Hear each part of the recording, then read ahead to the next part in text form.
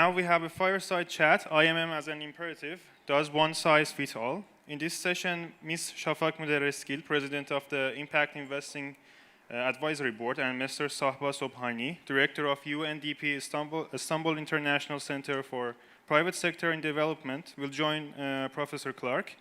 We would like to invite Ms. Muderreskil and Mr. Sobhani on the stage. Is it working? Yes. So, welcome. What a privilege to have you both here today. Kathy, you made your way from North Carolina, a long way just for this summit, to be with us, to share your expertise, your knowledge, your workshop. Thank you. We are grateful. And Sahba, among your very busy schedule, you made it to. I know how difficult it is for you to arrange this time to be here in Ankara today. Your presence here is indeed invaluable for us. So I will just kick off. And since the SDGs were announced in 2015, the impact field is evolving. Not only impact investing, but anything related to sustainability is evolving. And there are so many discussions about adopting impact and embedding impact into our activities and investments. But there is still a gray area for impact measurement and management. And that's why we are here today. So there's an interest to embed impact into investments and activities, all sorts of activities, but there's a lot of scrutiny around the concept as well. So we see that there's a challenge to quantify impact, and at the same time, new methodologies, frameworks are emerging. Every day we hear about another one. And we also see that some organizations are already developing their own custom methodologies. So there's a lot, and we are kind of lost in between all of these activities. When I go to Kathy at Case I3, the Initiative on Impact Investing at Duke University, you had research projects with over 200 partner institutions. And with the impact measurement and management for the SDGs course, you have introduced numerous individuals and institutions around the world to the field of IMM. Can you please elaborate on the delicate balance between standardization and tailored approaches? So what is the importance of these overarching and guiding principles, and what are their limitations? Sure, thank you, Shafak. So in the private sector, when you're looking at entrepreneurship and finance, and people are trying to say, what should companies be doing differently around measurement and management so that we can actually have, stronger impact on these goals? For a very long time, there's been a focus on what do we measure? What are the metrics? And what we have, as you mentioned, we have a proliferation of an alphabet soup of different standards and expectations ranging from Global Reporting Initiative, TCFD, SASB. I could go on for another 5 minutes with all the acronyms. You don't need to know them all. But the answer, as you look across these different attempts to kind of show companies what we expect them to measure, is that it really is context dependent. So even just taking one of these standards, in SASB, which has been folded up into another one, but the Sustainability Accounting Standards Board, basically the whole premise is what you need to measure for us to know whether you're having a negative impact on people and planet depends on the industry that you're in. And so you have different metrics for every different industry.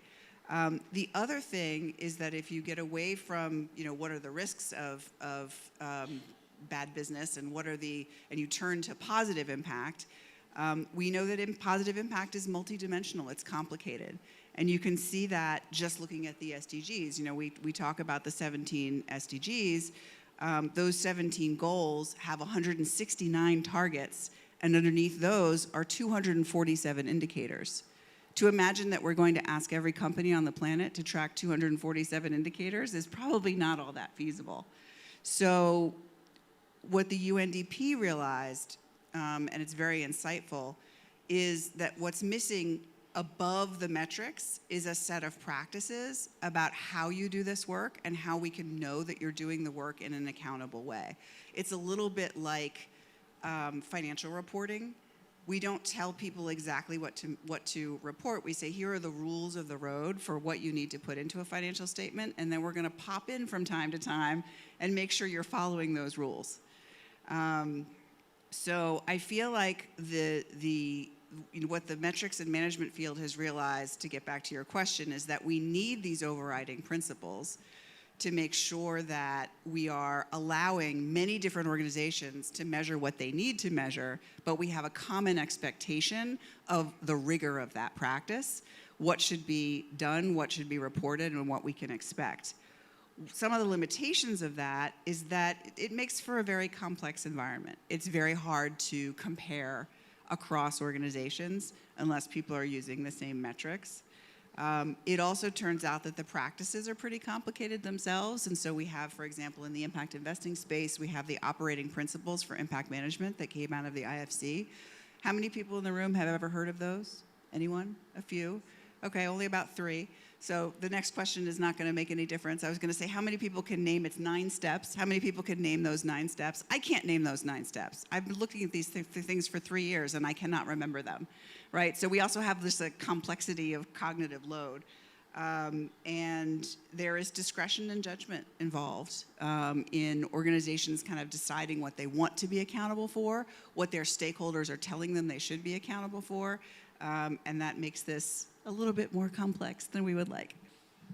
Thank you for your first remarks, Kathy. So, Saba, impact, actually, I will say impact investing, but in general, impact has been the core thematic area of UNDP, ICPSD particularly, which supports the private sector and the foundations to become transformative partners in the development through research, advocacy for inclusive business, facilitation of public-private dialogue, and multi-stakeholder partnerships. So as an international organization working in this field across the globe, what are the main challenges in reflecting the unique local issues while still remaining widely perceptible? And what's the value proposition of UNDP ICPSD's SDG investor maps? Thank you. It's great to hear testimonials from partners on. So I just want to also provide a bit of a big picture, the way we are thinking about it. 4 things. One, when they did surveys recently of 500, Fortune 500 companies, equivalent in different countries, around 80% said climate is very material to their business bottom line. 68% said water, but only 18% said social inequality, etc. So I thought it interesting when earlier on in the conversation they were talking about social being, it's actually not. I mean, water should be actually anyways taxed from my perspective because companies are using it. So the environmental materiality is becoming very preeminent. And in the UN, we've had a new number of conventions that have this. There's a new convention on biodiversity to protect at least % of the biodiversity of the world. If these biodiversity falls, what happens? So companies like Coca-Cola shouldn't be thinking just about their water usage, but what happens to biodiversity? Why biodiversity? Did you see the amount of floods that's happening in the world of today? You know, Greece and everything with climate change. We need these ecosystems, like on the beaches. If hotels build things and they do not keep marshes, do not keep protected area, when there's water coming in, actually these natural ecosystem actually will protect you, will help you. So there's even a business case in terms of that. In this context, we are thinking what is the integrated agenda, social, people, planet. then what is the strategy? Our strategy in the last 6, 7 years has been, if we work with pioneer firms through a set of instruments and standards and all these things, if you have market saturation of 30%, then it becomes adopted. Well, to be seen. So the other area UNDP has been very much working in the last 4 or 5 years through the G20 is we were given to be the chair of the Sustainable Finance Working Group, which is very unique. You know, we're not a financial institution, but I guess we're seen more as a neutral player. China Treasury and US Treasury were the co-chairs, and UNDP was the secretariat. So we see regulation right now is a key driver.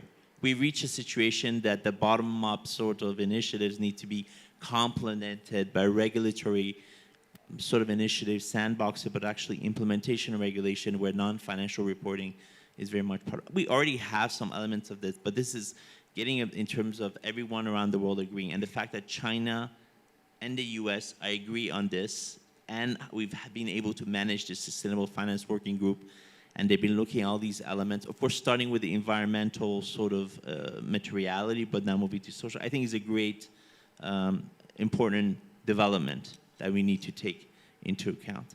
Then related to this, you need to look at 3 things. One is a fundamental lack of market intelligence, knowledge around these topics. UNDP as an organization, over 170 countries with different languages, different country offices, has been working on this. So I'm very excited today that we're collaborating in terms of this launch of the Turkish version of the standards. Secondly, ecosystem institutional building. Related to the first, we do have a tool called Investor Maps, SDG Investor Maps.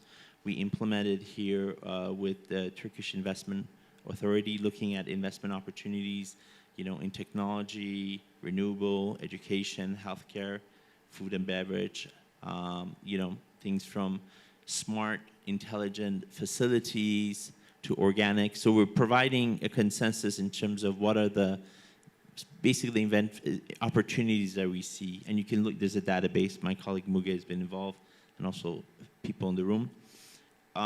Related to, and we've had it in 30 countries. Related to that is institutional building, ecosystem building. One of the key follow-up to the investor map was the established collaboration with Etkiyap and Safak Hanum was the foundation of the Turkish National Advisory Board, EYDK.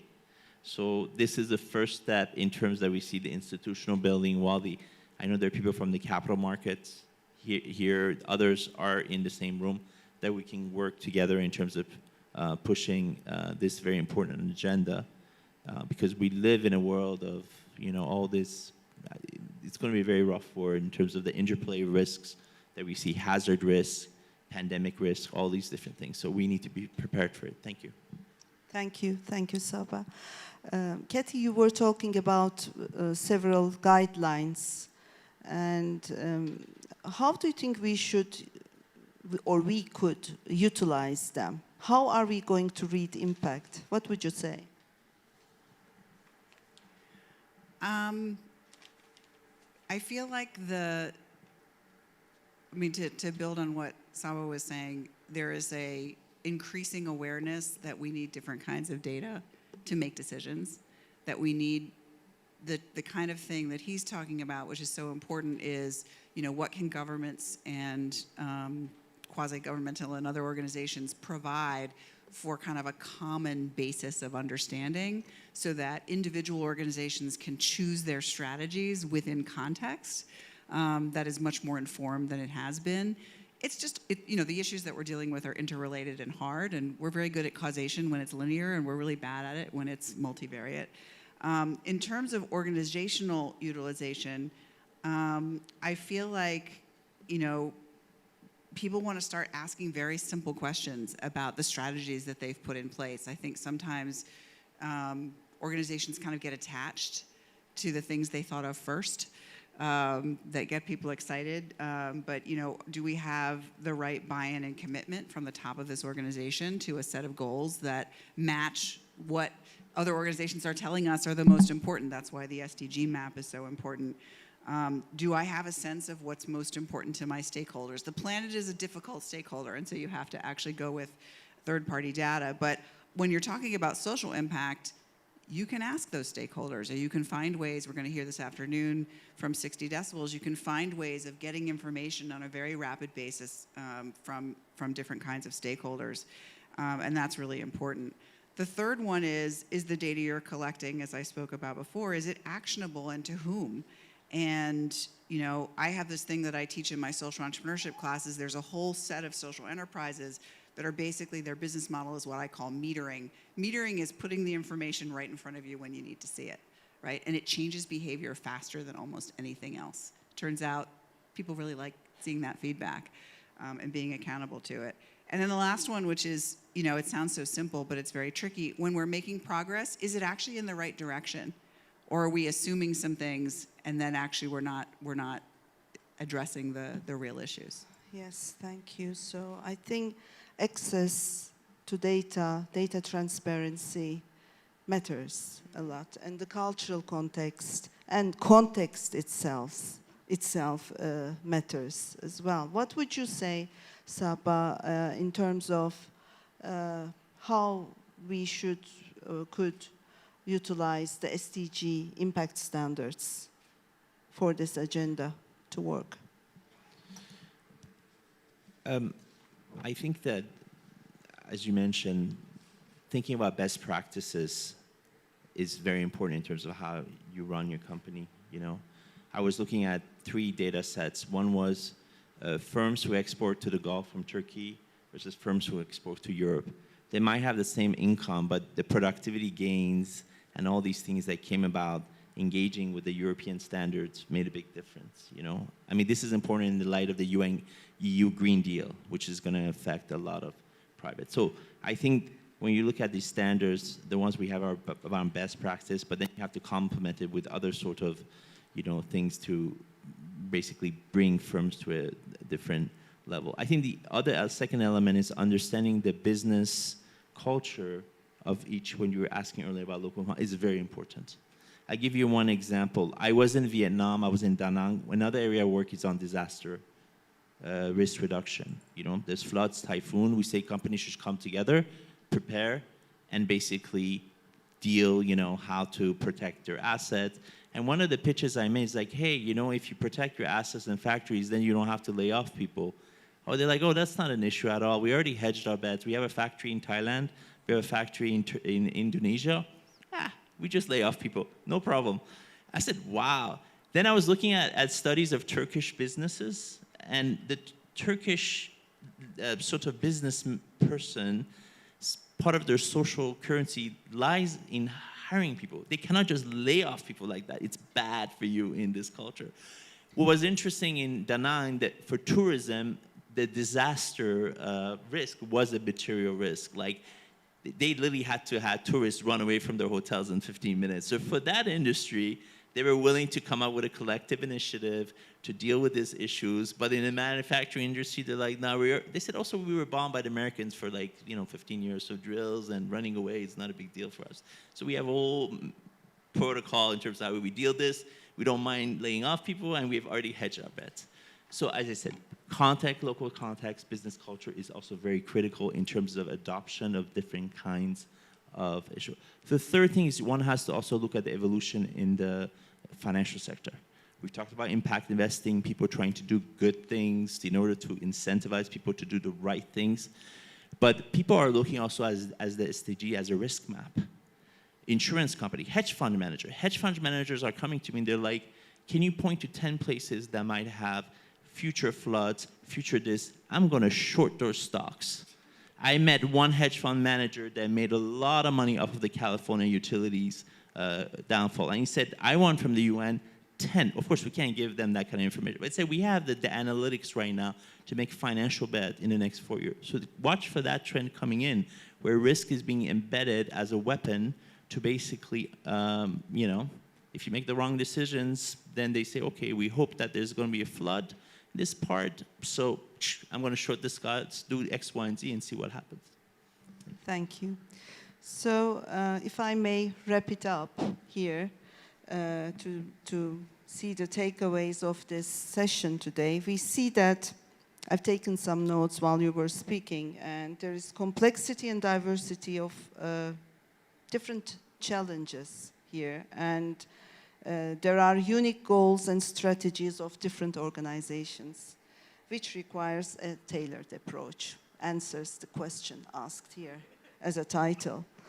And second takeaway is, I understand IMM should be context specific, considering different aspects like type of impact, scale of operations, geographic location, which is related to the cultural context, and the target audience as well.